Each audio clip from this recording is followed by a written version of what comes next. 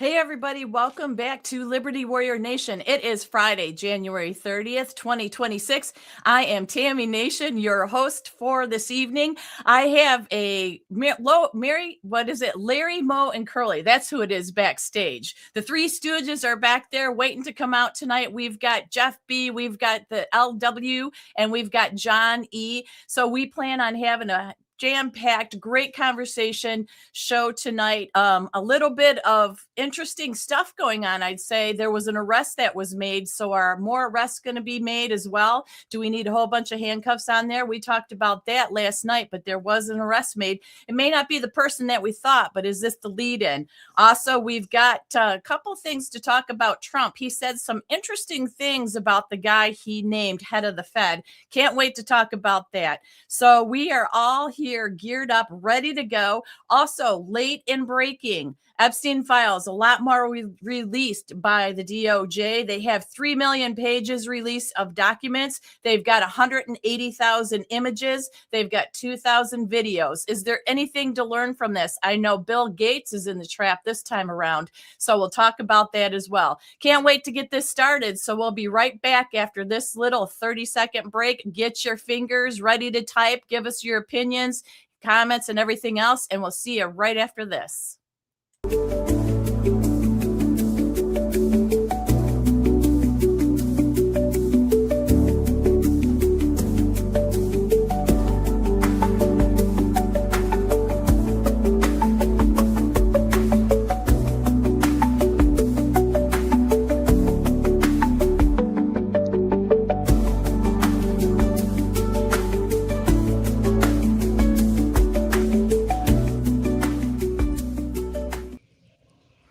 Hello, everybody. It is a full panel tonight. I'm so excited about the show tonight. We got LW. Good to see you again tonight.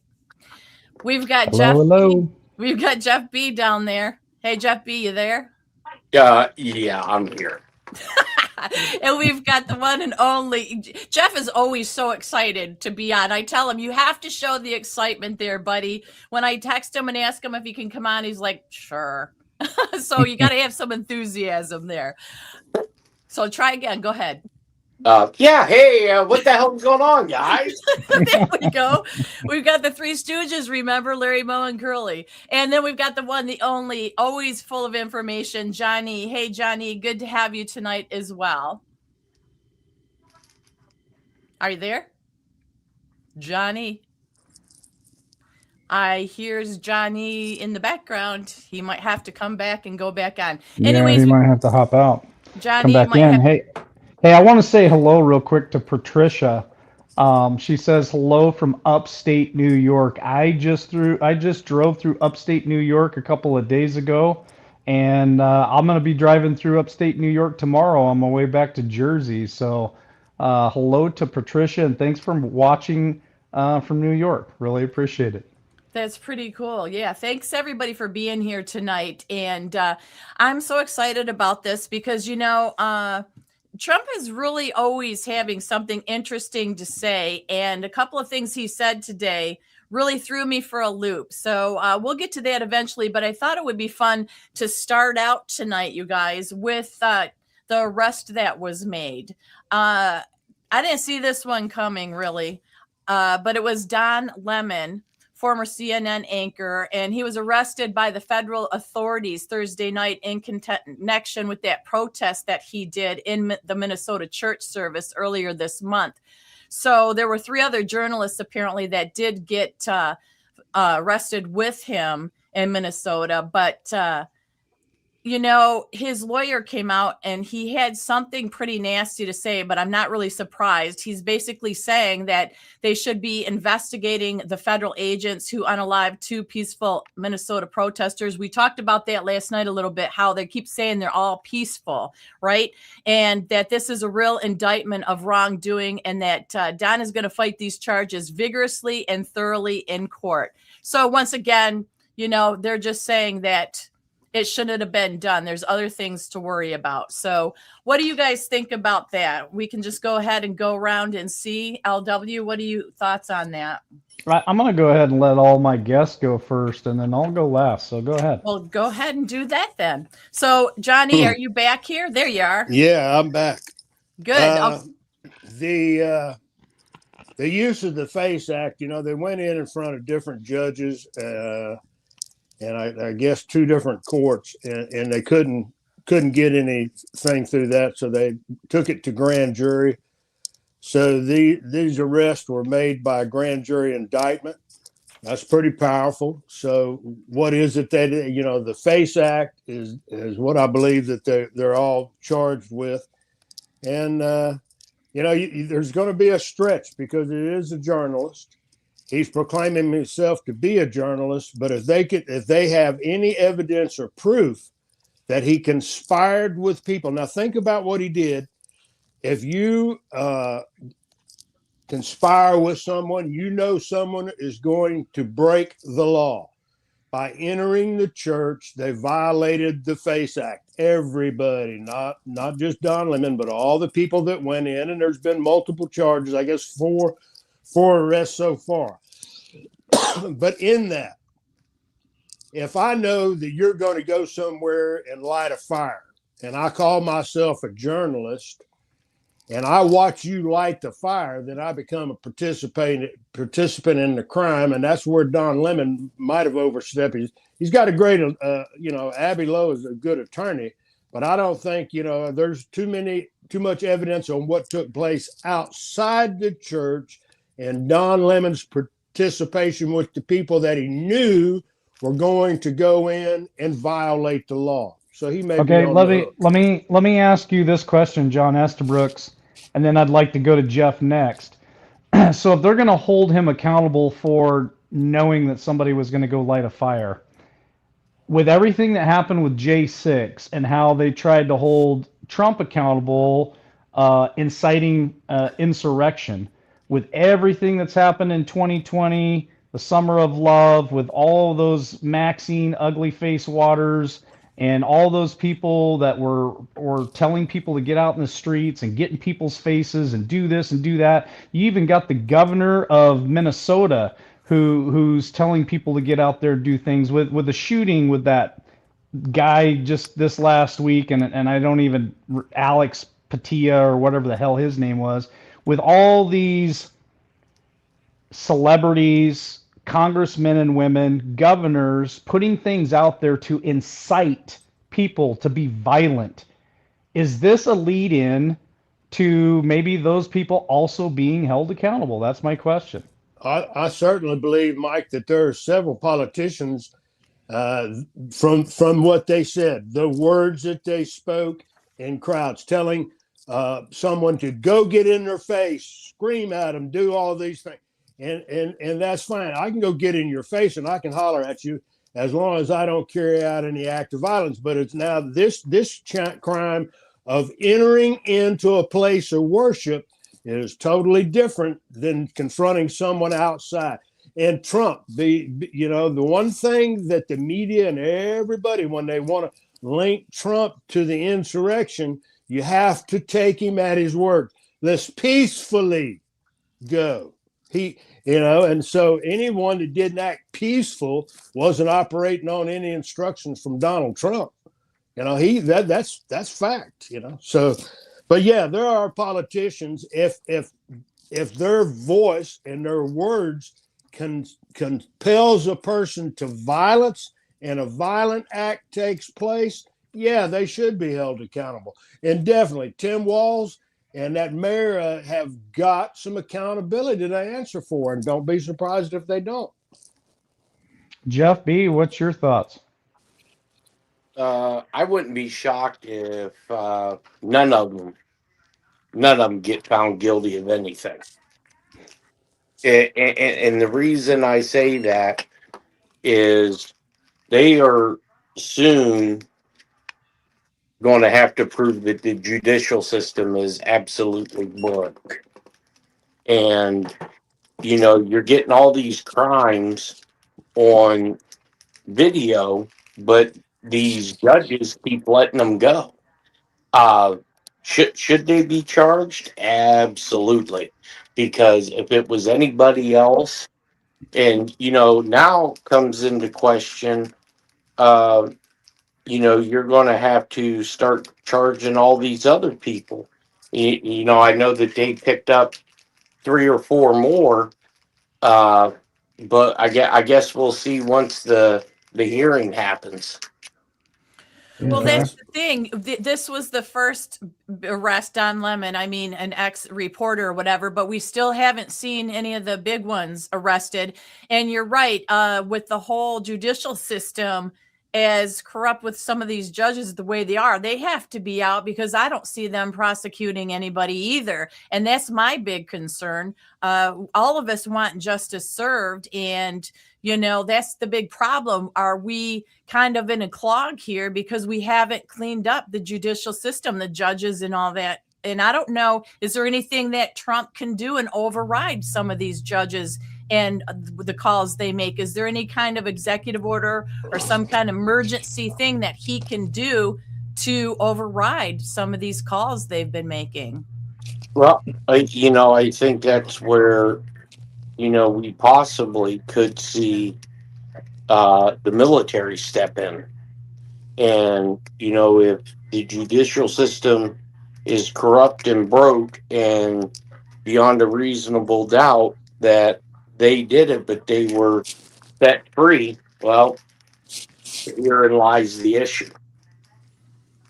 Let So, me Mike- interject something, guys. Go ahead. And this is by pollsters, and pollsters you can either take and they might be rigged. But when pollsters ask the question, what is it that you see that President Trump is not doing that you would want done? And the number one issue is no arrest. No arrest. So now here's the thing. That's a large base of people that voted for Donald Trump.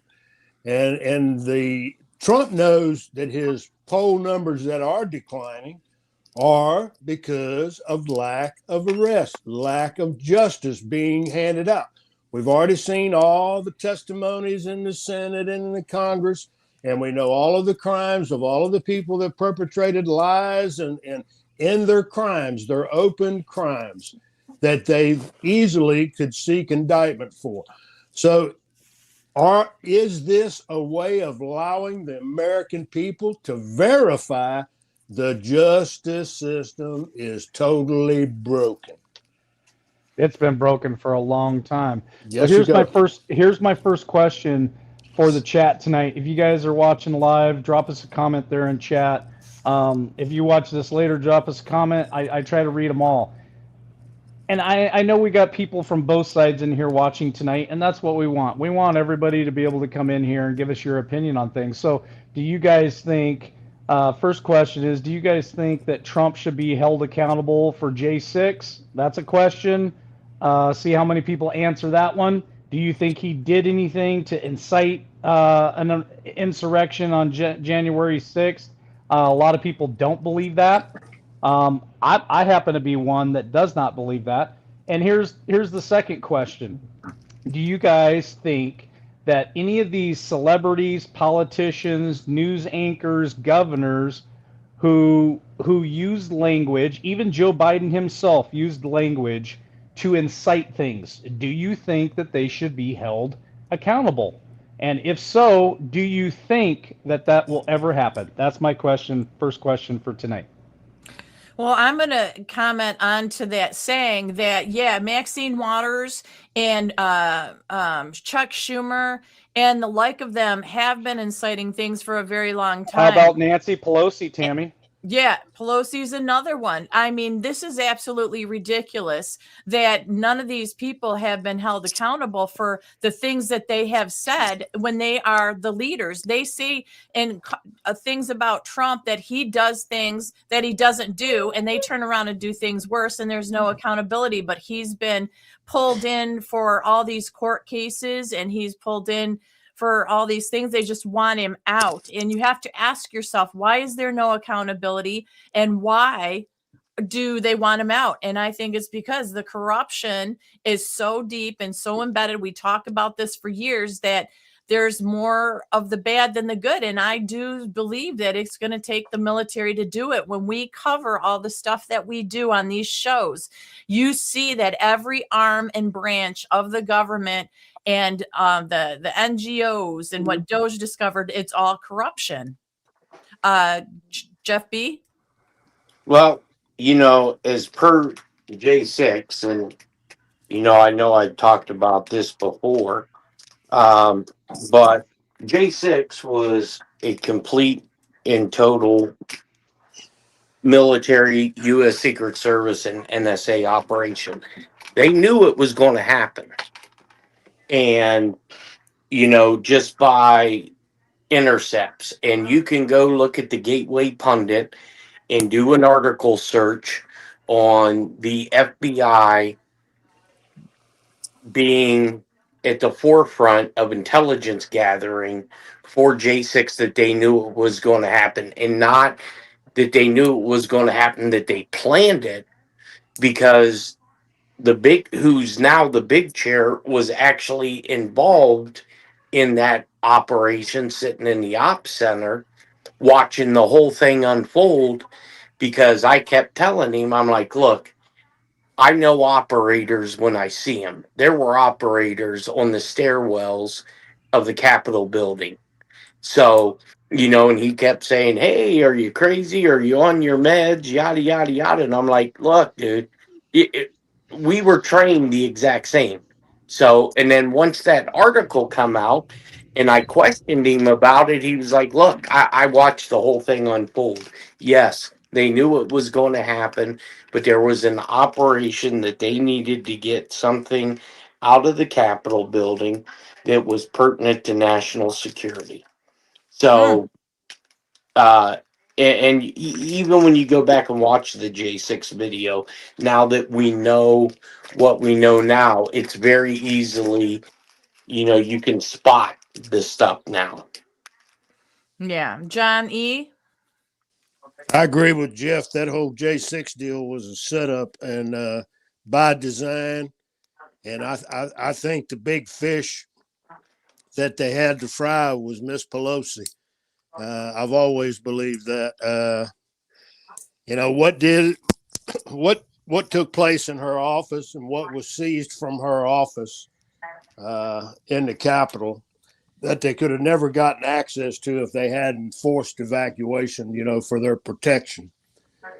So, and then you got to go to Schumer, you got to go to Turtle Man, Mitch McConnell, and so all of those operators within and embedded in the, and I agree with Jeff. You can visually see people that hey man, this guy, look at this cat. He doesn't fit in with the rest of these red cap people, and look, anybody can sling on a red cap.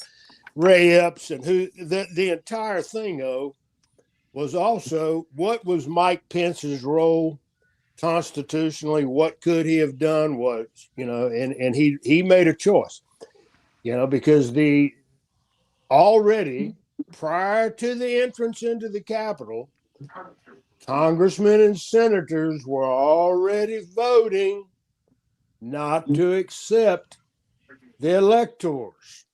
And then Ted Cruz hadn't even gotten to Cruz, or he would have offered that we wanted a 10-day hold to where they could verify and at least look at the evidence that Trump could present.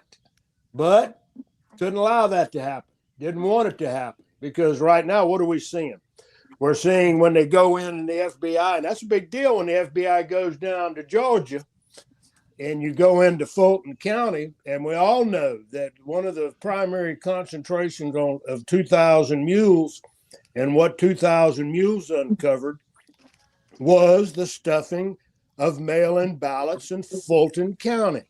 So to go and seize all of that and then have everybody in Fulton, oh my God, this is the end of democracy.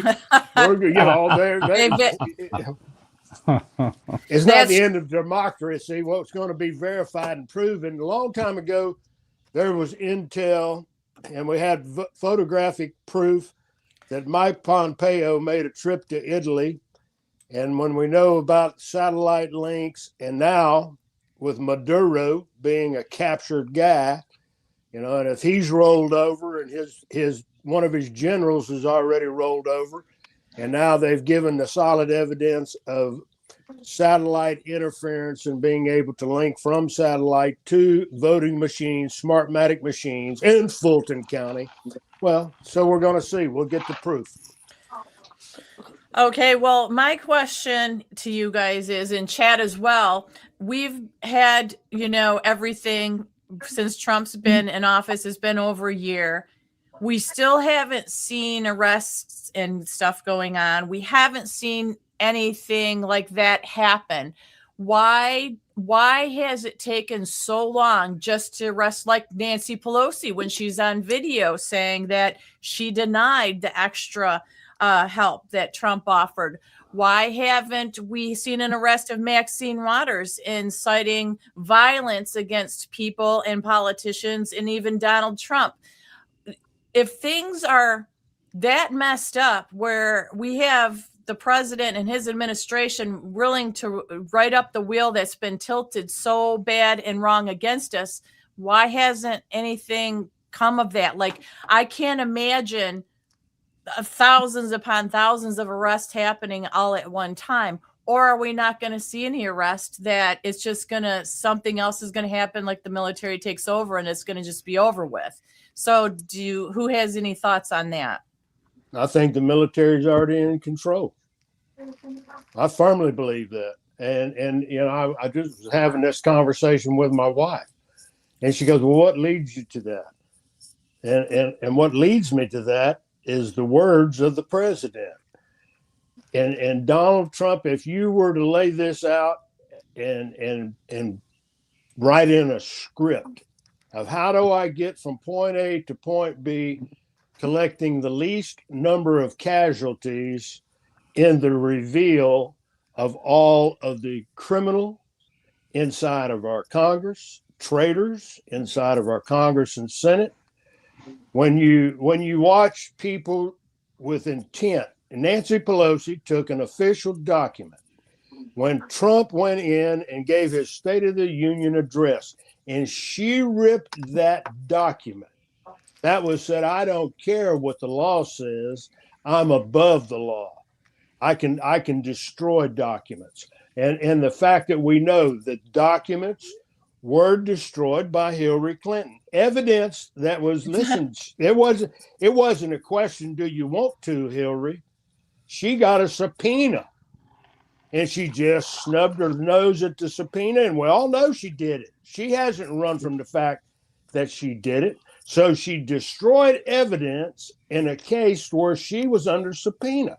Can you do that? No, you can't. So we've seen Anthony Fauci go in and openly lie to Congress. Then we did our deep dive in that there's multiple crimes against humanity by 8 different individuals, 3 corporations, and they're all pharmaceutical corporations that committed crimes against humanity with COVID.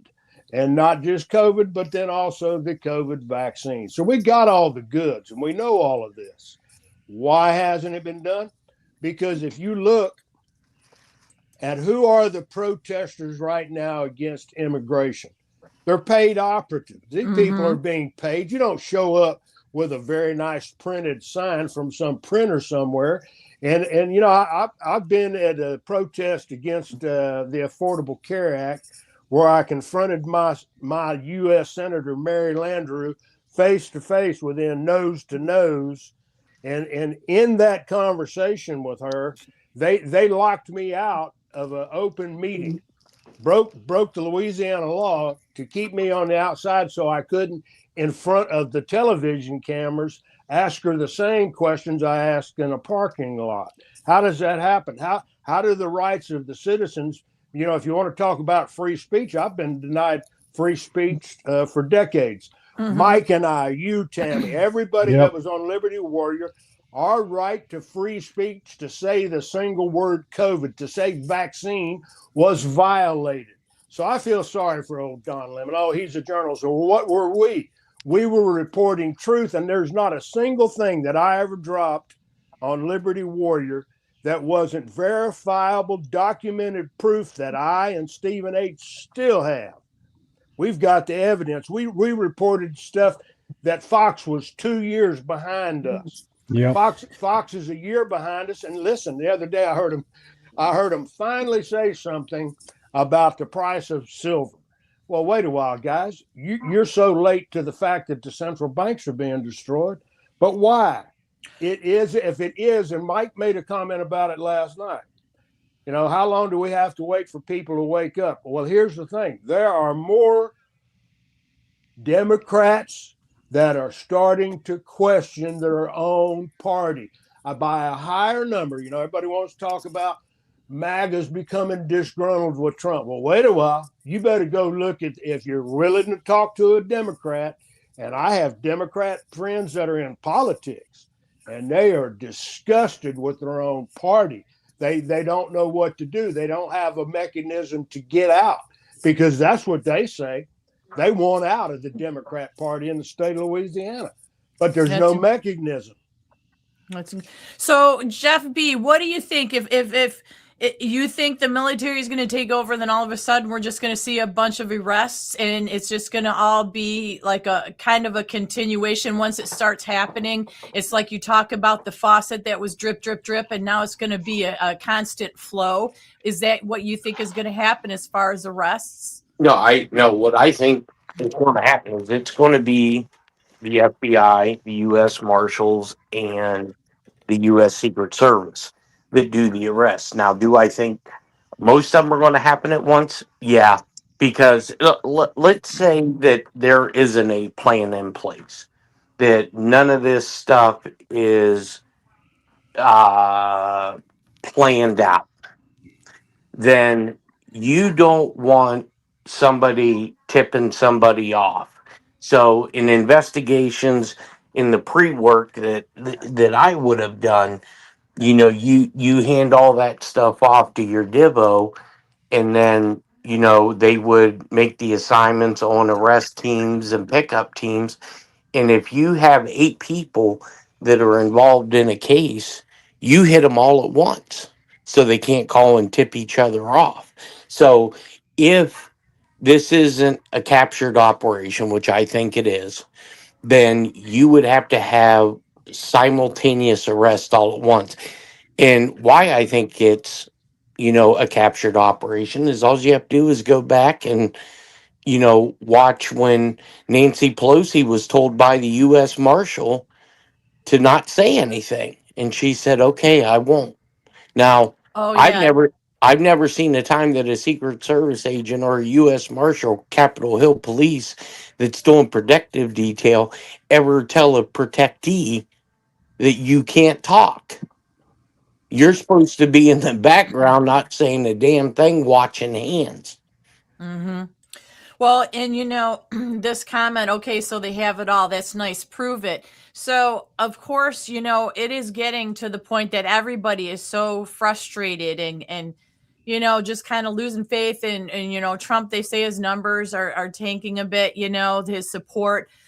We keep talking about midterms coming up. I just personally don't believe we're going to have them. My belief is something has to happen before that, because I don't believe that enough people are going to want out and go vote, because what are they actually voting for? If this administration in the first year or so hasn't done some things that make us feel like more is going to be done and give us some more transparency, I just feel like it's going to be a lost cause. So do you guys have any thoughts on that? But you know, on the concept of proving it, yeah, I agree. But guess what? They've already proved this, the election in Fulton County. They've already proved it to a judge, because the judge had to, a U.S. magistrate or a federal judge had to sign off on these search warrants. So the prosecutor for Department of Justice had to go prove this in a sealed court to say, hey, here's the evidence that we got. We need to be able to get in there and get the hard copies or to get X, Y, and Z. So they proved it to a judge. Now, the only problem is when they take this to court, is the judge or whoever hears the case, are they going to go by the rule of law or are they going to go by the rule of the pocketbook? One of the If great they, things, Jeff, hold on a minute. One of the great things, and listeners need to understand this, that warrant was not a civil warrant because they had attempted civil warrants on 4 different times and they never could get it done. This was a criminal warrant by a magistrate. So trust me, they had to give them. So here's the thing: multiple people, if the crime is verified, they must have had a lot of evidence to persuade a magistrate. Yeah, okay, go get it all, because that's a criminal is way different than civil. So now anything that happens after this will be criminal prosecution, criminal indictments, and not some civil case. I wanna ask the chat a question tonight because I'm trying to keep up with all the comments, and we appreciate both sides of the story here, both sides of the aisle, people who support Trump and people who do not support Trump. So that's my question: how many of you in here do support Trump, and how many of you in here do not support Trump? That's my question. Awesome. Well, to tag on to the Fulton stuff that's going on here in 2020 in general, Tulsi Gabbard did attend the Secretaries of State conference today, and she was going to speak along with Kristi Noem and Pan Bondi. And isn't that where all the states' election people go? So I am curious to know what she would say, and I can't wait for information to come out on that, because in lieu of what just happened here in Fulton County, and you're right, a lot of serious stuff did happen with the judge and all that, and I think Georgia's going to be the poster child of the takedown of all this, which last night I said I thought it was going to be Arizona. But do you think her speaking at the Secretary of State conference is going to be anything big?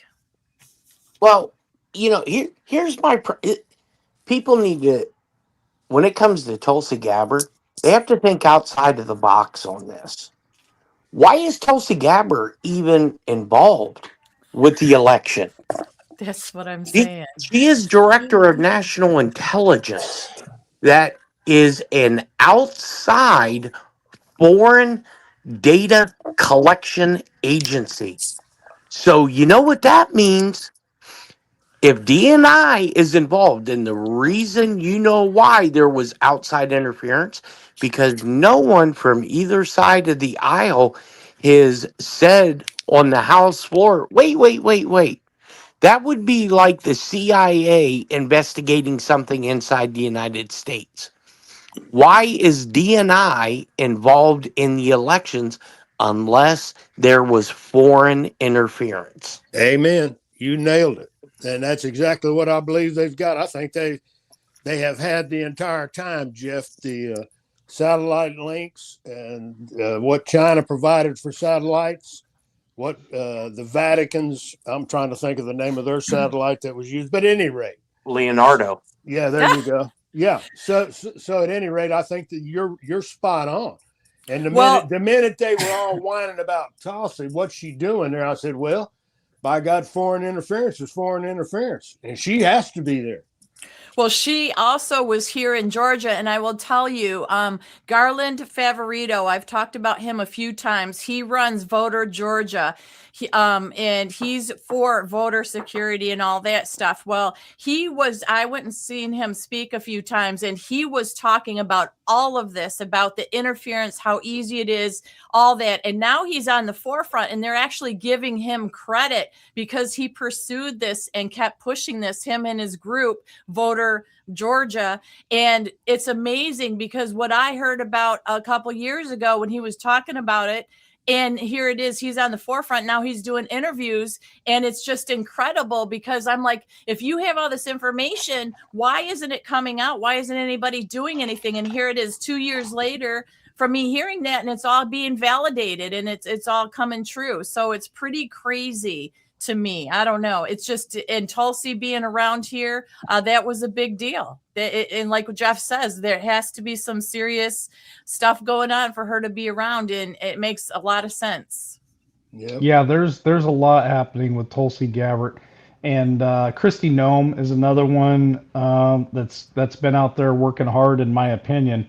So part of the title was "When Your World is on Fire, Who Do You Trust?" And so that's going to be my next question for everybody listening tonight, because I've seen a lot of the comments. Some people will support Trump no matter what. There's people in here that are not Trump supporters, and we welcome you here tonight. Appreciate you being here. So, if your world is on fire, who do you trust? And I can tell you that 4 years prior, I didn't vote for him, nor did I trust him, and he did a horrible job of this country. I actually saw, I actually saw a meme on Facebook today that said Biden 2028. Are you shitting me, pile? Like, holy shit. So that's my question to chat tonight. When your world's on fire, I saw somebody said that they can't buy steak, and yeah, there's a lot of complaints right now that prices are still extremely high and people can't afford things. So things are still not great, and they were not good the 4 years under Biden. So when it's really horrible, besides your Lord and Savior, putting your trust in Him, who do you trust to run this country? Is it Donald Trump? Is it somebody else? Because me personally, and I'm not a cultist like people like to call us, but I feel like Donald Trump is the man for the job for our time right now. And I don't trust everything that he does. I will hold him accountable. I will call him out when he does wrong. But I'm telling you, I believe, me personally, my perspective, Donald Trump is still the right man for the job at this time. And that's just that's my perspective. I'll go around the table. Who do you guys trust? Well, I'll say Donald Trump. Yes. Do I feel like I nitpick on some of the things sometimes? Yes, because the more that we find out, the worse that it seems, more than we could ever imagine. And I feel like he is doing the best he can do. It's the support team around him and being transparent. They aren't being as transparent as I wish they could be. But I just feel like we're just kind of waiting and waiting and waiting and not seeing a lot. And I don't understand that. But I do trust him. I wouldn't trust anybody else in the seat at all at this point in time. What about you, Jeff? Who do you trust? Who would you Uh, trust?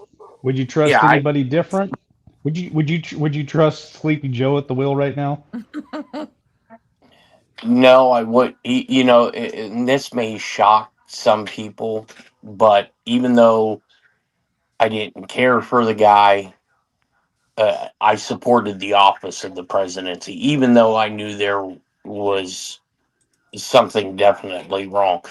But who I trust is the military. Um, Amen. you There you know go. they're a different. Once you become an NCO, and once you become a chief, senior enlisted, or you become an officer, it's a different breed.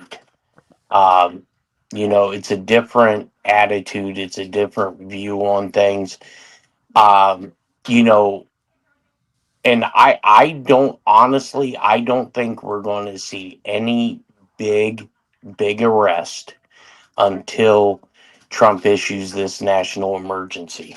Once Trump issues the national emergency, I don't think there's anything Congress can do once he issues it. And I think you'll see, because you have to remember, Trump set up these rapid response forces for the military to work inside the United States. And what I think these national, the rapid reaction forces are going to be is to support federal law enforcement once they go in, they start kicking in doors and executing warrants. And, for the big players, both sides of the aisle, every T's going to have to be crossed. Every, line item's going to have to be checked off for a judge. And if it gets to the point in the judicial system where the judges aren't going to sign off on it because they're going to be worried about having their job or their pocketbook getting hit, then I think that's when the Judge Advocate General Corps steps in and prosecutes it under national security guidelines. Wow. Wow. John? Well, I agree with Brother Jeff. I do trust the military, and I want to go a little step further because clearly we have people that don't support President Trump in chat, and we've got folks that do, and that's fine. But here's who I trust, and this is at my very core. I could care less about your party. I don't care about. I despise politicians. I've been offered political jobs. I don't want that. But what I do trust is the American people, Americans, regardless, because I have seen and we have all witnessed in our lifetime when 9/11 took place, that was an attack on America, and Americans stood up. They volunteered for service. And that's why I trust the military. These are American men and women that are truly servants. They're in service to their nation and to our Constitution. They take that oath and swear that oath on a daily basis. They live it. And I trust that with all my heart. And so whatever's going to happen, Trump is the political guy that's in power right now. And if he's there and was hand selected to be there for this time, that'll all be revealed to us. But when it will be the U.S. military and the American people right now, all of us, regardless of party, are seeing things that are abhorrent to us. We don't want congressmen, in there just for the money and trading stocks, insider trading and everything, lying. What's that sleazebag Adam Schiff? Go up there and lie. All the J6 stuff is all a scam, huh? When you have a select committee, but there's not a single Republican on it. And then that select committee, all the so-called evidence that they have is all destroyed and no one has any record of it. Are you shitting me? We're the people. We pay for every single action they take. And when they're not taking action for us, who are they working for? And we're going to find all the big pharmaceutical ties, all the corporate ties, the military complex. And listen, those guys have already been weeded out. Trust me, all those firings that took place at the Pentagon and the early resignations, that was by design. When they carried them all into that room and dressed them up and closed them down, they said, if you're not with this, hit the door. So the people, it'll be us, the people. I want to also respond to some of the comments in chat too about a fascist dictator. I find that interesting. I'll be kind, interesting, because when the numbers and the facts come out that more people were shot during the Obama administration, when ICE went and deported more than what Trump is deporting right now, are you guys calling him a fascist and a dictator? Same with Joe Biden. There's so much evidence out there. We've been talking about it for years that these guys tried to take our guns from us, did all kinds of things that were dictatorish and fascist. And I don't see anybody out there on the left calling any of those guys fascist or dictators or Nazis. You guys just have Trump deranged syndrome, and I feel sorry for you because it's a horrible thing to have, because all you can do is hate, hate, hate. So I appreciate the comments, and you're welcome here, and you're welcome to make reasonable comments as long as they're not being asshole comments. Then you're allowed to stay here. We won't block your comments. We won't block you. If you get out of hand, I just ask my mods and my host Tammy, just send them to the curb. Put the trash out where it belongs. Just have reasonable conversation in here. That's all we're asking for. Just your opinion. Mike, let me offer this. Let's open up a conversation with whoever that is that describes Trump as a fascist. Give me your definition of fascist. Yeah, what is I'd fascism? like to hear that too. Explain that, because if you're truly knowledgeable and you're making a case that Trump's a fascist, well, give us your definition of what fascism is. Because if you don't know the definition, then you're just spewing a talking point, and there's no value in that. Well, they Yeah. just they regurgitate what they hear on CNN, and Yeah, that's exactly. really all it is. Yeah. Okay, so I have this comment up here, and I want to tie it to another comment, if you guys don't mind, to Jeff, because somebody said, one of the ladies in here said, what is a national emergency? And then this person says, Jeff, if T calls a national emergency, how long will it last? So because not everybody knows what a national emergency is, maybe you could start with that, Jeff, and then say how long you think it would last, if you don't mind. Sure. Well, like Trump just issued a national emergency for the East Coast because of this weather situation. So, what that does in that particular instance is it frees up a lot of funding, less paperwork, like for FEMA. So, let's say that you're in 8 feet of snow and your roof caves in, but you don't have nothing for credit, you don't have no money. Then what it does, it'll streamline to where FEMA, Red Cross, all that, it's basically under the president's control, get it done. Now, with what I believe is coming down the pike with national emergency on voting, is I believe it's going to be just like the Insurrection Act, to where the president issues the national emergency under national security guidelines, because voting is our biggest national security Mm-hmm. issue. So he can put anything in there he wants. Once he signs it, it's a done deal.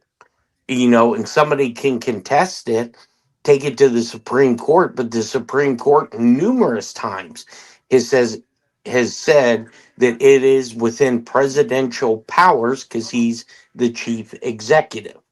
So he can make that national emergency as long as he wants, or he can put the stipulation in there based on who he's allowing to enforce the national emergency, whether it's the military, whether it's, you know, um, the FBI, whether it's Secret Service, U.S. Marshal, however they encompass it, until they report back to him that the national emergency requirements have been fulfilled.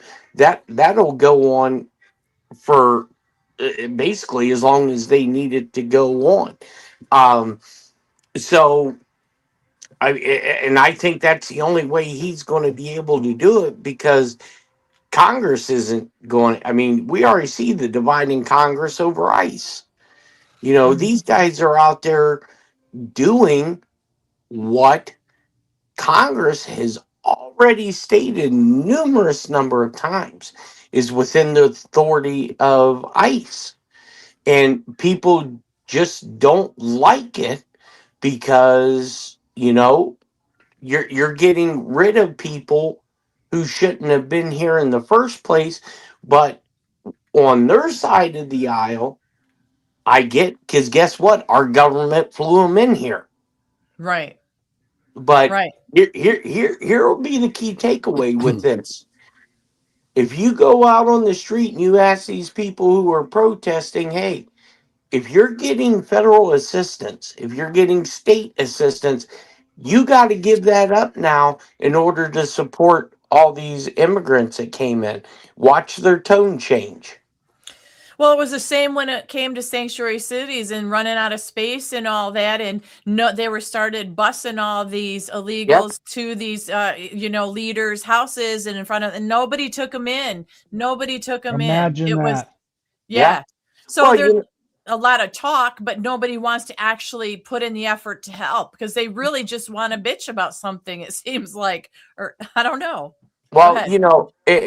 when I was watching these protests last night, Democrats are, and some Republicans. It's not just the Democratic side. Right. When Trump was wanting to build this wall, right? People were saying, "Oh no, the walls are racist," yada yada. Well, why was it last night all these protesters were building walls with tables and dumpsters? Yeah. I thought that was racist, but they were out there building them. Right. And this is a good point too. Veterans being evicted from nursing care centers to Yep. house illegals. Remember also the elderly and some of these people that lived in apartments for a long time. They evict them to let illegals move in. Correct. So that's the thing that bothers, I think, me about these people who so-called protest. They're not realizing they're protesting against their own country and their own people, their own family and friends. Even today, there was the walkout, remember, to protest ICE. Yeah. And it's cockeyed. And I was really ticked because I found out in my community, like 50 of the high schoolers went out and did stand there and hold signs outside the school. But what got me most is the parents' comments saying, good for you. This is great. This is what we need. And it's half-eyed, cockeyed. You have a right to protest and have a voice, but you have to have all the right information, because if they saw the videos that we saw of what happened to some of these people, they would realize that accidents happen, but these people incited some of the stuff that happened to them by entering and breaking through what ICE was trying to do. They were spitting on them. They were kicking on them. They were driving away. They were assaulting. They were There you go. assaulting officers. There you So go. here's a comment from Cody. Cody says, just put yourself in their shoes. There is a better way to go about it. So Cody, if you're referring to removing illegals from this country, this is my question. What is the better way? If you were in charge, if you were president, or any of you can answer this question. How would you go about removing people that came to this country illegally? How would you go about it? And my second part to that question is, do you believe that illegals that come here illegally have the same rights as United States citizens? Because I will disagree with that. If you have come here illegally, you've crossed our border illegally, you have no fucking rights. That's my opinion. Right. Well, And look, go ahead, Jeff. look at Canada. If an American tries to go to Canada and they got a DUI, Canada's not letting you in. Okay, respect due process. Hold on a second. Respect due process. If you're an illegal alien, you have no right to due process. You are here illegally. So I have to disagree with that comment. Now, if they were here legally, they came through our border crossing and they were here legally and then they were to be removed, then maybe there is some due process to that. But if you're jumping our fence or crawling under our fence or going through a tunnel or swimming across the river and you come here illegally, you have no rights. Period. Well, You're a criminal. You're a criminal. Yep, and I use the instance of one of my neighbors. They are here legally from Honduras. But hold on. I got to answer this one too. So Pete Smith says it's in the Constitution, and gentlemen, John Estabrooks, you know the Constitution pretty well. He is not incorrect on that. It does state in the Constitution, and I think it's Article 5 or something, if I remember correctly. There is a very gray area in the Constitution, and so I do recognize that, and thank you for the comment. Let me tell you all something. When you Mr. Holman, so Mr. Trump, President Trump, sends Holman up to Minnesota. He goes and sits down with Jacob Fry, and he sits down with Tim Walz. And here's the thing: you got to recognize both of these guys are probably going to go to prison for the fraud that was committed in Minnesota. But outside of that, he goes and he sits down with them. And the primary agreement and all that we ask for, ICE asked for, is okay, you have a criminal alien in your jail. We want to come and pick them up when they're processed out and they've done their time in your jail. Before you let them out on the street, we want to pick them up in the safety and security of your jail, where we can send one or two ICE officers to pick it up, facilitate their removal from the country. Sounds safe to me. Doesn't sound like you're having to go and bust down doors. But then here's the thing. Not all of these criminals have already, been charged in their location. They're operating with whatever drugs or whatever they're doing, and they're not in the system. So if they're outside the system, but yet ICE knows where they are living. And if the sanctuary city says, okay, we will assist and we'll send 2 of our local police officers and 1 unit with 1 of your ICE units to facilitate the removal from that property of one of these criminal aliens. Bob's your uncle. Everything's safe. It's nice. And there's no protest because you would have local police assisting ICE in the removal of criminals because ICE is a law enforcement. They're all law enforcement officers, just a different branch. Now, last night, and they had a big Mardi Gras celebration in D.C., and all of these Louisiana politicians were all up there with Mr. Trump, and then there was a great D.C. event and entertainment. And one of the only sanctuary city we have in Louisiana with the highest violent crime rate is New Orleans. Our governor, Jeff Landry, signed a document and requested Trump to send ICE into New Orleans. And they got a name for it, coon-ass name for it, Operator Gator Hunt. I don't know what it is. But anyhow, Mayor LaToya Cantrell, and if you don't know who LaToya Cantrell is, look her up. She's one of the biggest liberals, crazy dummy in the world, but she's the mayor of New Orleans. And her city council, when all that first took place, oh my God, we're sanctuary. We want to give sanctuary to 2 of these poor refugees. No, they're not refugees. But now here's what she went up to and caught on mic, little hot mic situation. She goes up and she thanks President Trump personally for the 60% reduction in violent crime with the removal of criminal aliens from New Orleans. So they can all shut up. If you want to participate, these sanctuary cities, number one, ought to cut off every dollar of federal funding. He can do that. He didn't do that because that also hurts Americans.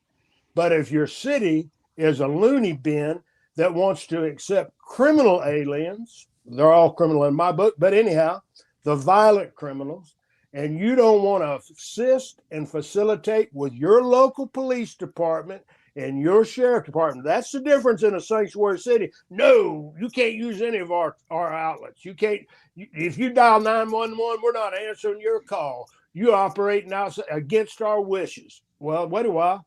Your wishes don't supersede the federal government, my friend. And that's what's happening in Minnesota and all these sanctuary cities. But if you want to let the man have access, come in and do it right.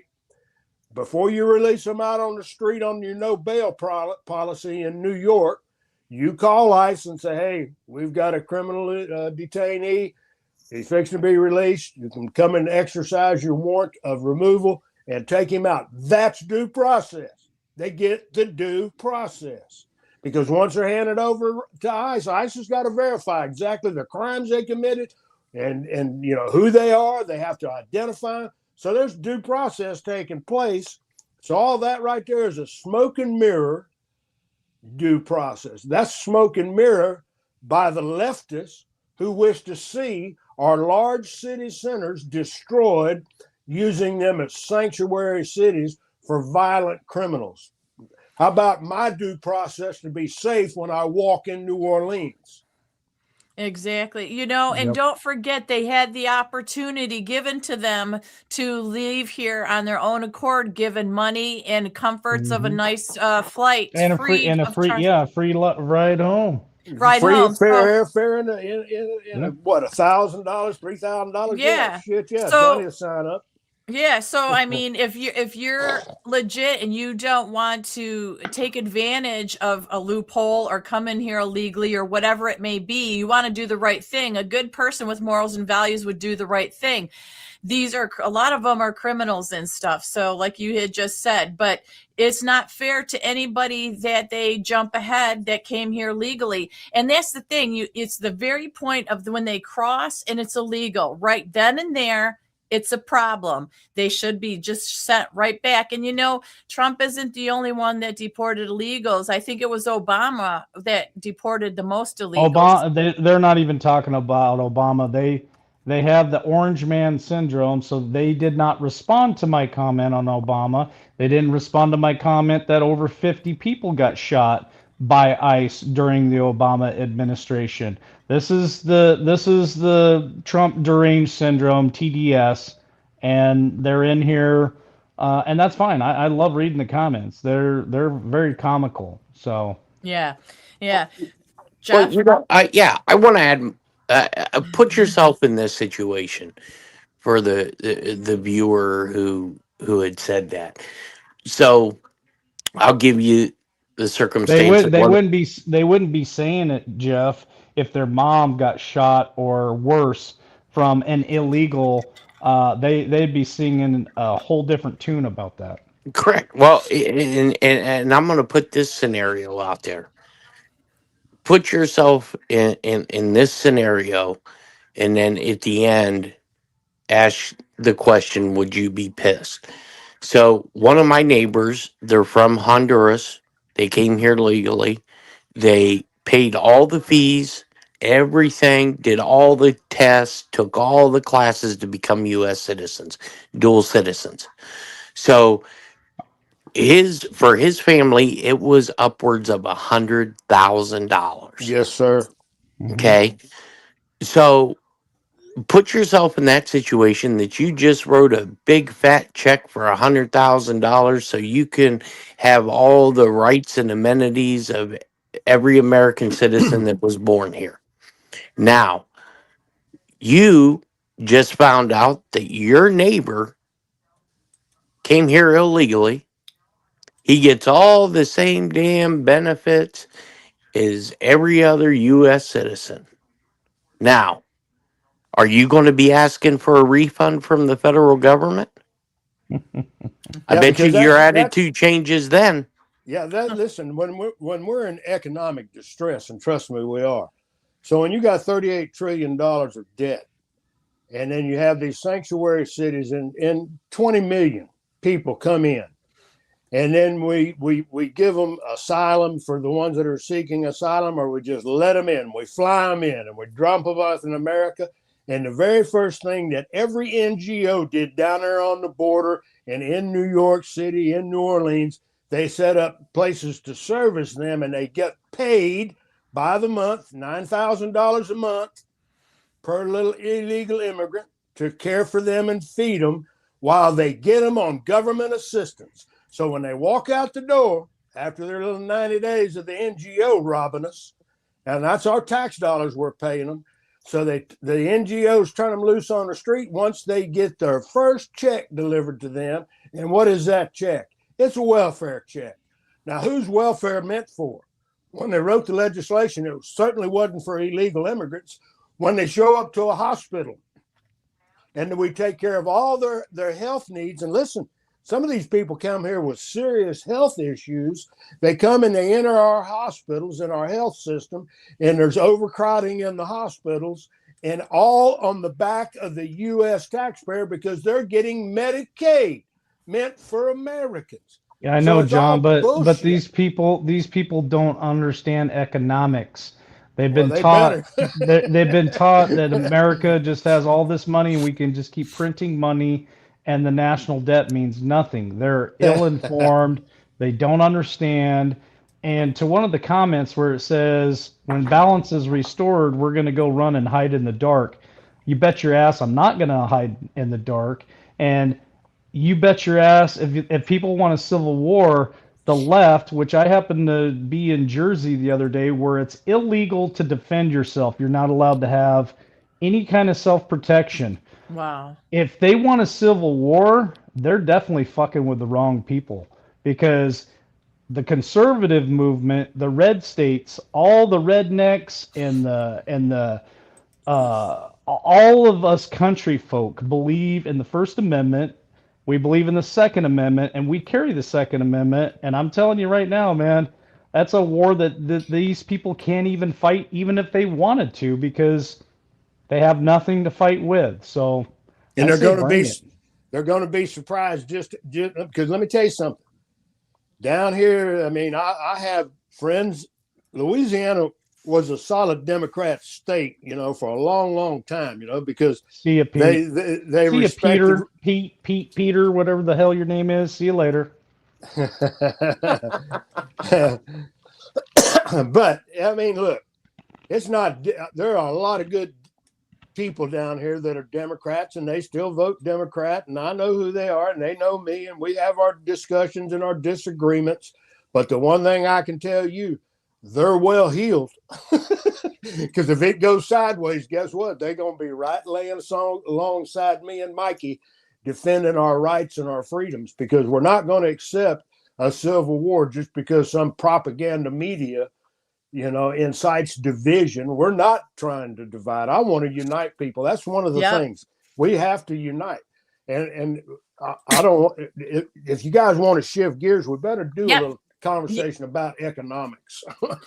Well, shift gears, but if you want to do economics first, that's fine, because I definitely want to get to the new guy that Trump picked for the Federal Reserve. There you go. I want to talk about that too. So, do you want to do your economic thing first, or were you just joking? No, go ahead. That's a good lead in. Okay, so I'm going to tell you why. Okay, good. Well, and Jeff too. This cracked me up today. So, there was a lot of who are we going to pick, or who is he going to pick, or whatever. Well, he picked and nominated Kevin Warsh to lead the Federal Reserve, right? He's going to replace Jerome Powell when his term expires in May. So Trump posted on Truth Social, like, all the kudos, what this guy, what he's got, the graduate school of business that he attended in Stanford for economics at the Hoover Institution. He's got this whole list of accolades for this guy.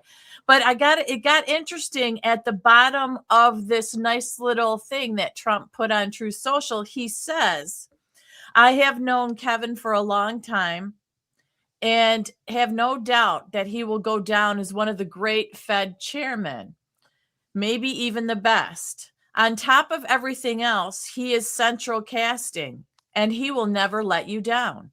Congratulations, Kevin. President Donald J. Trump." Now, what the heck is that all about? He has said central casting on and off many times. But when you're talking about the Federal Reserve and the new chair, and he says he's central casting, even I was like, are you kidding me? So I would love to hear, Jeff B., what you have to say about it. And then, John, you can go into economics. And then when LW comes back, he can give his 2 cents. Well, why does Trump keep saying this central casting BS? Right? Right. Yeah, I mean, look, this is like the 8th or 9th time in this presidency he's talked about central casting. And, that comes right from the keyboard. So either Trump is doing a major pump fake and keeping everybody who believes that there's some type of operation going on faked out, or there's something really to it. Well, do you think at a time like this, when everything's so unsettled with the wars possibly coming and no disclosure of anything to the people's liking and on, I don't know that it would be a good time for the president to make a joke about the Fed and what he's doing like that. So Yeah. That's just, it's to me. So that's what gave me pause. It's like, is he really trying to say, hey, I don't think he's messing with us by that. I don't think he would do it. It wouldn't be funny. Right. Yeah. Right. John? Well, and I'll tell you what, and that's all anybody's got to do. Just Google and type in central casting, so you got a firm understanding that's involved in movie production. And then you got to go all the way back to the first term and Mr. Mnuchin. And what was Mr. Mnuchin? Not only was he a banker, but he was a movie producer. Direct from Central Casting. Yep. You know, and I'm signed up for Central Casting too, just so you know. So I really am. I'm on good. there. Good. And as we probably ought to all be pros at it. But one of the things that this man and the task that he's given, when you got to look at what was Jerome Powell, who is Jerome Powell?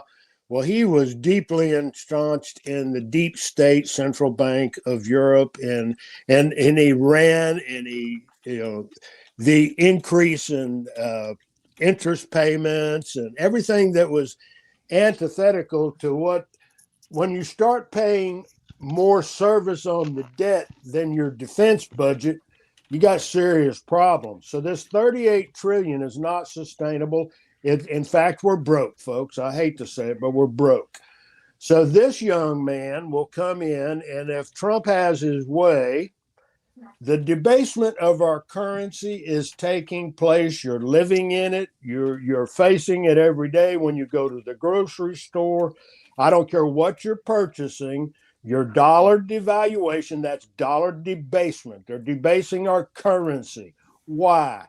What's the reason? Well, if you look at the rate, at a 4% interest rate, and the fact that, okay, we're paying more to service the debt in interest payment than we are into our military for defense, that becomes a national security deal. So when you drop it and you devalue the dollar and you debase it in all the foreign countries, long-term bondholders are not showing up. There's nobody, no foreign nation is buying 10, 20, and 30-year bonds. They're not buying U.S. debt.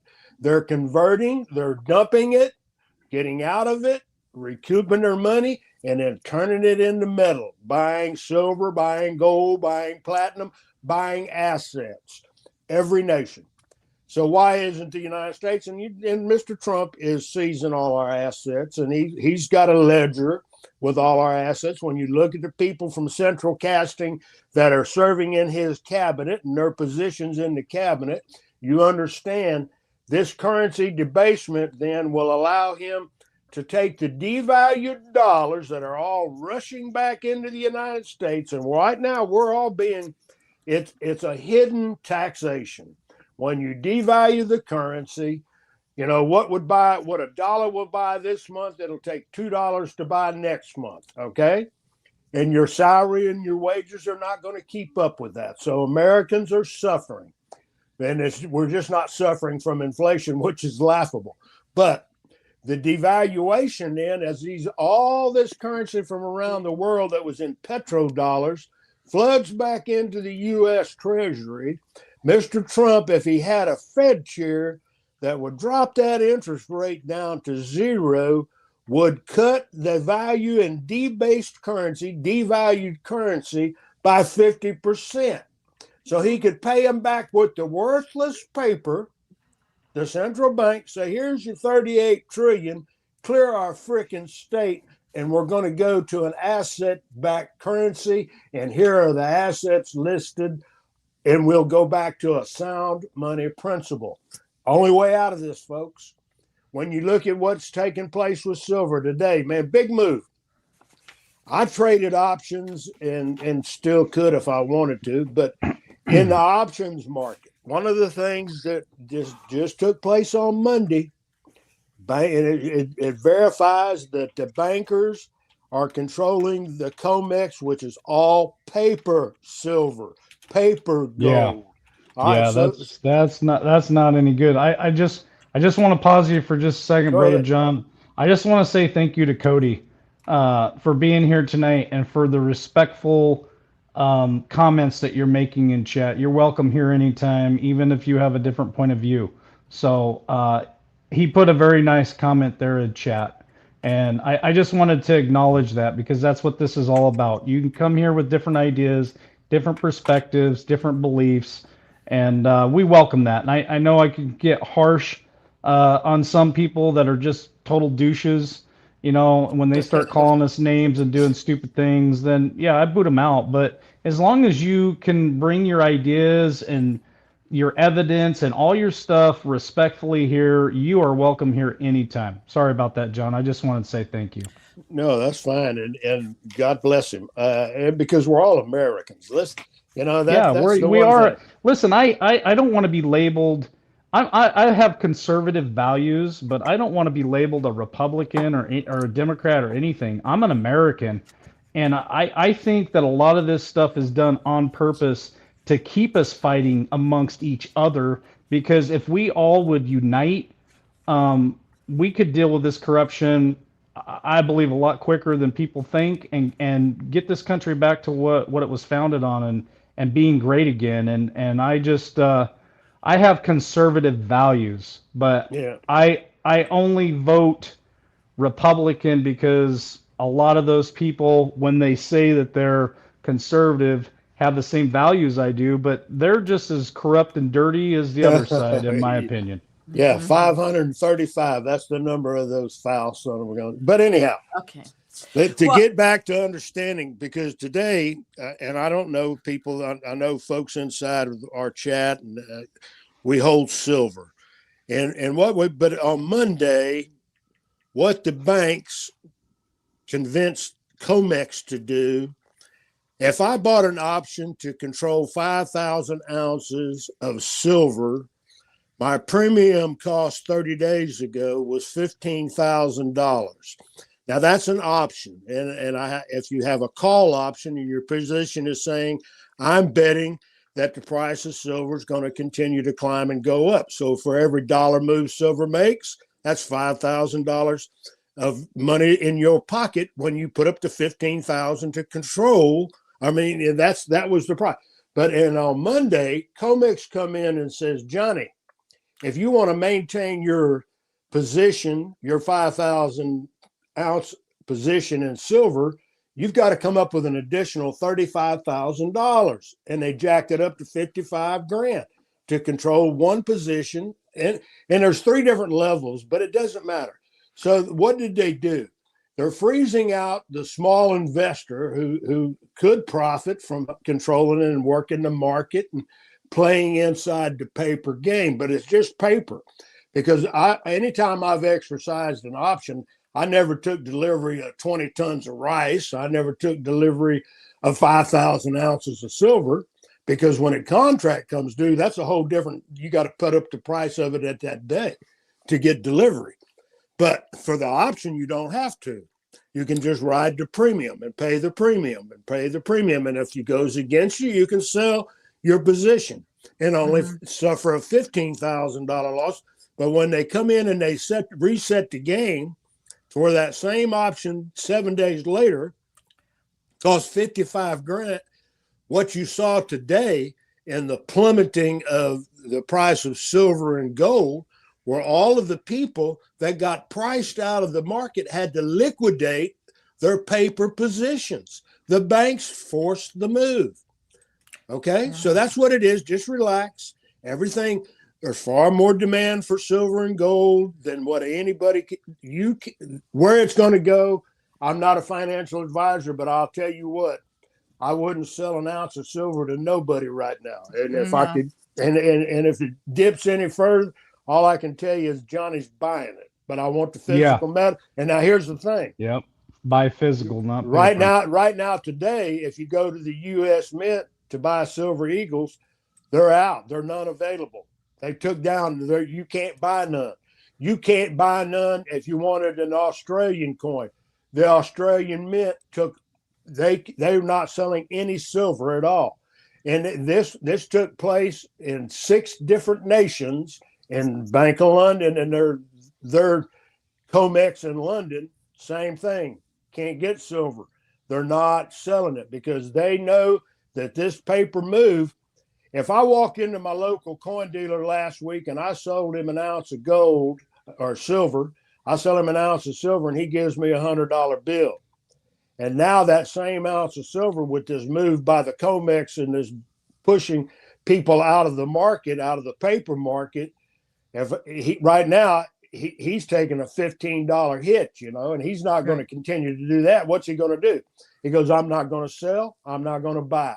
He's going to close his doors because he'd be a fool to gamble when it's being played by the banks who are upside down their position. The Federal Reserve is being destroyed. It is being annihilated. That's all you got to understand about this. Well, we'll definitely keep an eye on that, and you have a lot of great information with that because it can be very confusing. I just got a couple quick things I wanted to cover real quick before the end of the night because we know that we've been in here for quite a while, and I don't want to take up too much more of your guys' time. It's been a great show, but there's something that just happened today that we should talk about, I think, and it's the Epstein files, which we thought that was a done deal. Okay, so with the Epstein files, the Justice Department released 3 million pages of documents. They released 2,000 videos and 180,000 images. So my question is, I haven't had time to look it over or do any of that yet. Do we think we are going to get anything out of this full disclosure? Because they had a presser today that I watched, but this is the only thing that I've seen come out of this so far. So the documents do reveal that Bill Gates, he's in there a lot, but he begged Epstein for antibiotics to secretly spike his ex-wife Melinda's food after catching an STD from romps with Russian girls. And emails also reveal Gates sent Epstein wild description of his manhood. That's what I'm going to call it. Maybe it's boyhood. I don't know. But the total moment about that is Gates is now denying all of that. Obviously, any ties and all that stuff, but he's got pictures and he's in the files. So that was breaking today, and that's the only thing that I've seen come out with it. But that's kind of shady there. What do you guys think? Hey, I want to tell you something. I listened to the guy when he came out. What is it, Todd Blanchard?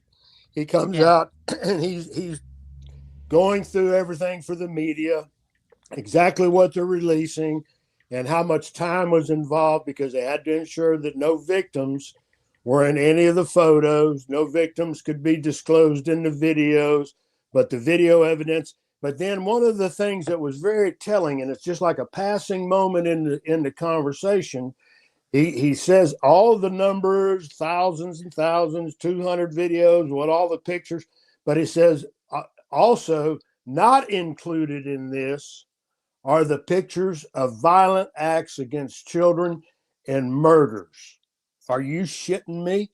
So they have inside the Epstein files things that they can't release because of the violent nature of acts carried out against children. That's not going to be because those children were victimized. So, but that part was just like it was just iced over, because it was at the very end. And go back and pull it up and listen to the whole deal and verify that what I'm telling you is the truth.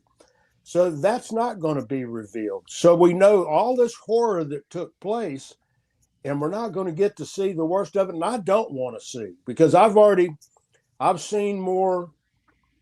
I've had access on the dark web to some very sick crap that these evil politicians, and look, it's not just, it's wealthy billionaires and what they do. And now those dark websites, and he said that, they've gone in and they've prosecuted the number of cases that they've prosecuted and that they've taken down off the dark web, because that shows the violence. Those videos will make you ill. They'll make you sick. And Jeffrey Epstein was facilitating it. What do you think? I'm gonna go to Jeff next. I'm just gonna say, in response to your question, Tammy, I don't know yet. It's gonna take some time to even hear, like John says, what's coming out of that stuff. I bet a lot of it's just regurgitated what we've already seen or Could know. be. Maybe there's some new stuff in there, but I'd like to get Jeff's perspective on that. Well, well, and I've said this since everybody has been crying, bitching, complaining about the Epstein files. If you're not a victim of it, or if you weren't a perpetrator of it, you have no damn reason to know. No. You really, really don't. And you know, everyone's so wrapped up, and the people who are wrapped up in the Epstein files is saying, "Oh, Trump's in it. Trump's in it." You know, if Trump was in it, they'd have used it. Oh yeah. Oh, Okay, long time ago, Jeff. You're right? right. And you If know, if Trump was in it, he wouldn't be president for a third time again. No. right? I mean, it's sad, and I don't think, and I've said this since all this come up again. They cannot release the Epstein files in full bore. Get rid of all the explicit pictures and videos. It would topple world government. Yep. Yeah, I mean, just look at what's happening in LA right now. LA is off the charts with these protests and rioting. I mean, this just started. Imagine that on a world scale. Hmm. Because once you start telling people that children have been victimized, political parties are out the window. Yeah. Yep. Yep. It's going to And be the perpetrators. right. Yes. And now people want to start lynchings. Yeah, and Hmm. it's gonna be on the left and the right. Oh, Yeah. absolutely. There's no blue or red in this. No, absolutely not. It's basically those sick F's Yes. versus the Yep. rest of the world. Wouldn't it be nice though if something was being done where they set up good people to take over if the and just take the bad people out? But it seems to me like there's just millions, unfortunately, from the local level and everyday people all the way up to kings and leaders and world leaders and rich people. It's Well, insane the amount of people well, involved. yeah. Well, look at what Trump said at Davos. He Hmm. said there are going, and I don't think he just meant over our election. He said there are going to be people prosecuted for this shit. Now, people can say what they want about Trump. I've made, on both sides, good and bad with Trump. I'm tired of him campaigning. To me, yes, I want to see people get justice for what they've done to the not only this country but outside this country. With yeah, I was a very, very strong supporter of George W. Bush. And now that I've Hmm. seen some of this stuff, I'm like, dude, you were no better than the rest of them. Yep. Or Right. or was it Darth Vader? Dick Cheney. And I Hmm. think that's a big part of it. Um, but he something catastrophic, constitutional. I believe, and this is my own personal opinion from the people I talk to. I talked to the big chair this morning, and here's something that probably is going to shock you. That he told me when they had their department head meeting this morning that he showed the big chair a piece of paper and asked him what his thoughts were on it. And the big chair laughed and said, "Oh, please do it." And I asked him, I was like, "Well, what is it that got you so excited?" Well, I guess him and Don Jr. are suing the IRS for $80 billion. It's insanity. It's insanity. So, this is what I would like to wrap the show up with real quick, you guys. It's been a great show and stuff, but there's this little video. It's not going to have sound. It's only 43 seconds. It is what Trump posted on Truth Social, and he calls it, he said, my new painting, MAGA Symphony. And we're just going to play it, and I want you guys to look at the people that are playing these instruments, and then I'll get your thoughts on it, because we're going to talk about real quick the song that is played. I just don't want to play the song and get taken down. That is actually played on this if you go to Truth Social, and some of the words to it. And then I'd like to get everybody's opinion of it, and then we'll wrap it up. So let me share the screen. Here it is, entire screen. I'm going to shut the audio. There it is. We're going to make it bigger. Okay, so I'm going to hit play and just watch this real quick.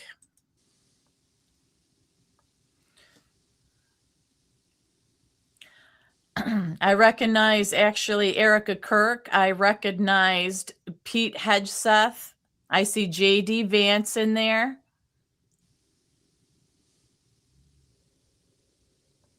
There's Dan Scavino behind the harp. Glenn Beck's back there.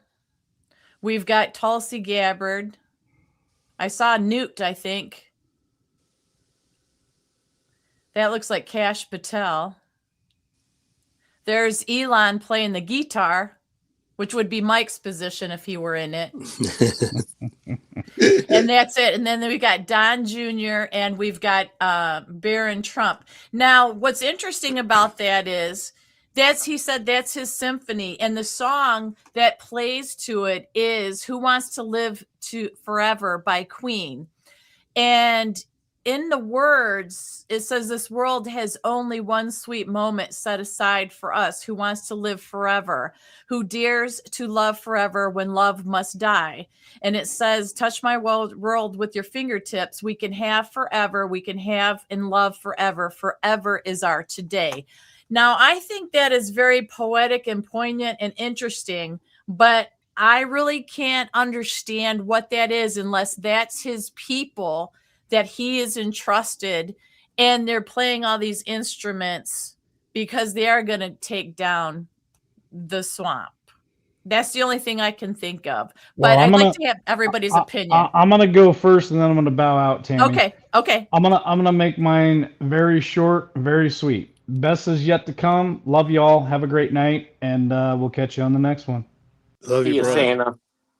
Santa.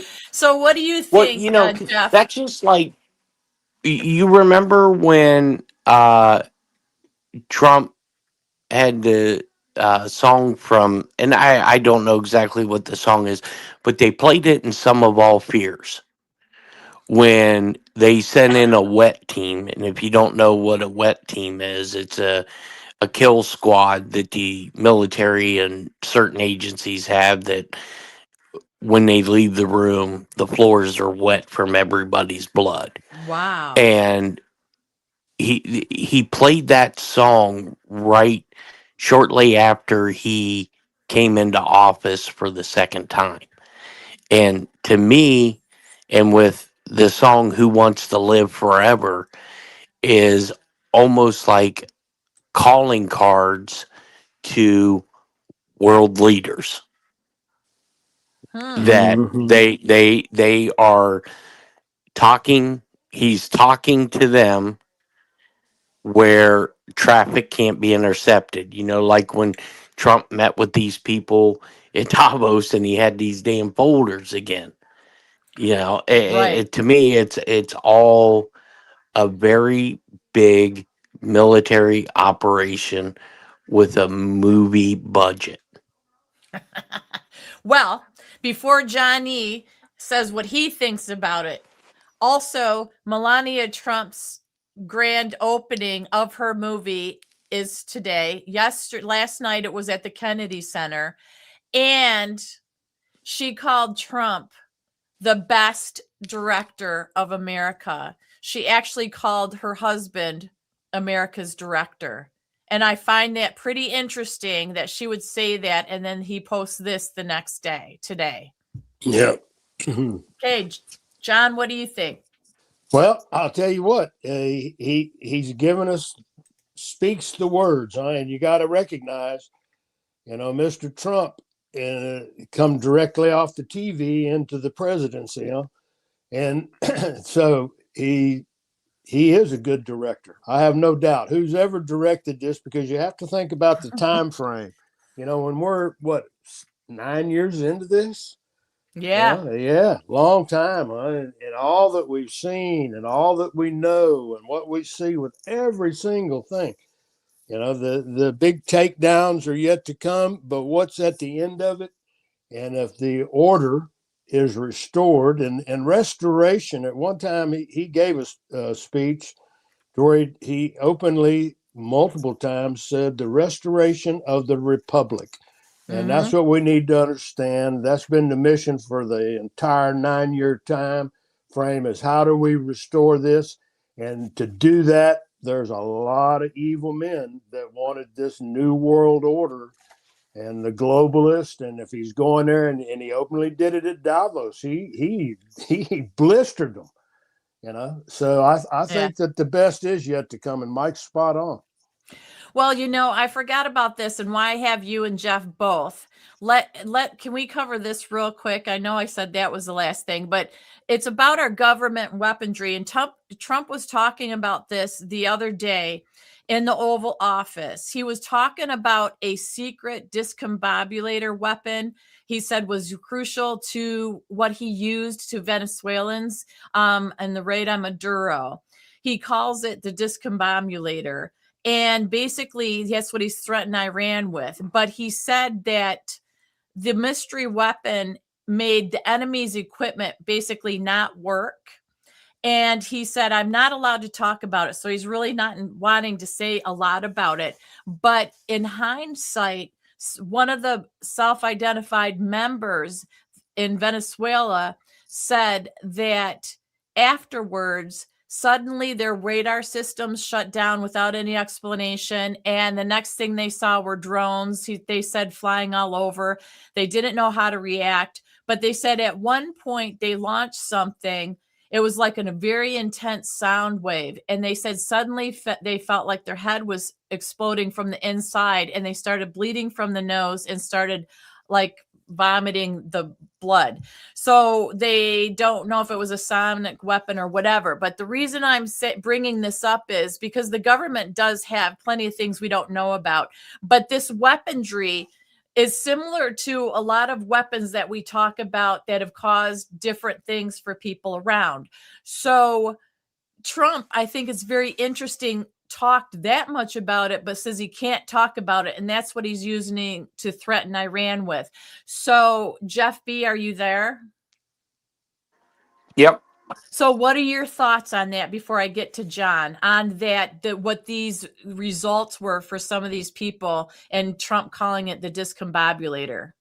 Well, when they first started the operation into Venezuela, I don't know, I think it was I believe it was another show I was doing, and I was telling people that they're launching drones from fighter jets, and I had said that if I believe what it is that these drones have EMP and sonic waves that shoot out pulses, and they probably sent those into those tunnels first before they sent in Delta to go do the snatch and grab. And you have to remember, I think it was during the Obama administration, where people in Cuba were suffering the same thing, and they were calling it the Havana syndrome. And I think, our military, CIA, ONI, whoever agency was doing it, they were testing it. And I think that's because now it's been put out that we had one, either our government or the Israelis had an IRGC spy inside Iran's Quds force, and they basically gave us all the information where the Ayatollah was going to be at, which I can't believe somebody released that. Or is that a pump fake? Who knows? But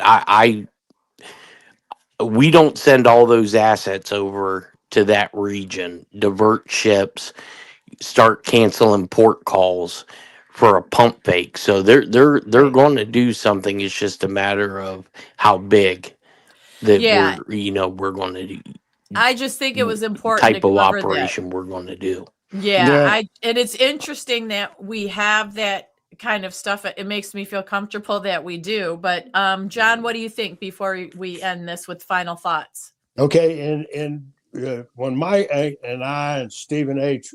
We did deep dives during the COVID, looking for evidence and proof of when it took place and how it was done in the bio labs.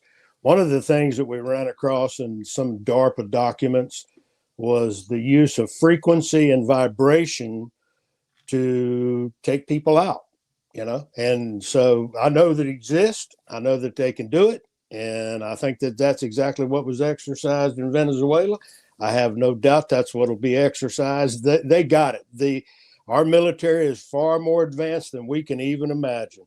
And, that was our link when we got to looking at the mRNA vaccine and DARPA's take on it and DARPA's involvement in the biolabs part of that. Part of that was to silence the God gene, because every human exists in frequency and vibration. You have a God spark, let's say. Uh-huh. And if I can silence then that God spark in you, well, then you will lose your grip to whatever ideology, and you got to recognize they developed these weapons to use in Afghanistan. That's where the work started, so that these radical extremists, terrorists, how could you go over and fly over a village and have them just take a seat and chill out? Well, ultimately, they used frequency and vibration, and it was kind of deadly at first. And I think, I don't know how they control it, what the pulse is that they send, but it definitely, we have access to that weaponry. It's pretty scary, that's for sure. Yeah. All right. Well, thank you for that. And Jeff, I don't know if he's coming back or he had to dump out. He might have had to dump out, but I just wanted to cover that while I had you and Jeff on. It's something that I was interested in and stuff. And even though, like I said, it's very interesting and good, it is very scary. And you're right. How do they control it and stuff? And I certainly don't want it aimed and used towards me. But anyhow. Exactly.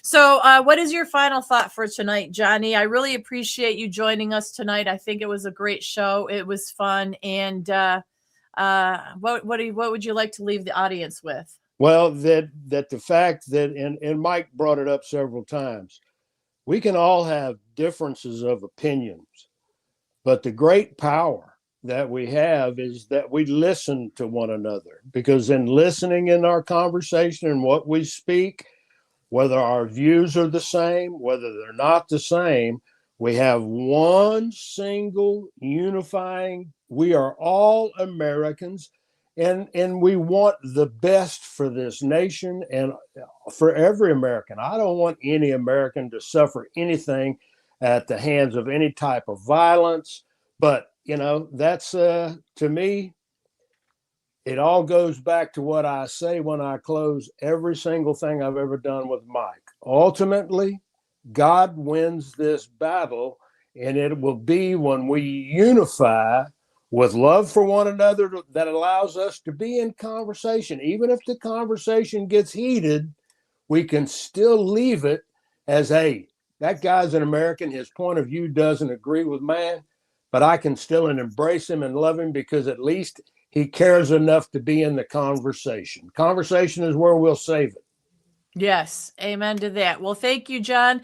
Thank Have you, a great sister. rest of your night. It was great to see you and be with you tonight. And my final thought is going to be, you guys, is going to tag on to what John says. We have to really learn to be able to communicate again and have good conversation. Putting little statements out, calling people names and stuff is never going to get us anywhere. I've been saying that all along. It's elementary school level. intelligence, and we're a lot smarter than that. And I think the bottom line is everybody wants the same thing. They want to feel safe in their communities. They want to be able to feed their families. They want to have good jobs. They don't want to have 3 jobs where they can't enjoy life. You aren't here to work just to live. You're live to work. You want to be able to just live.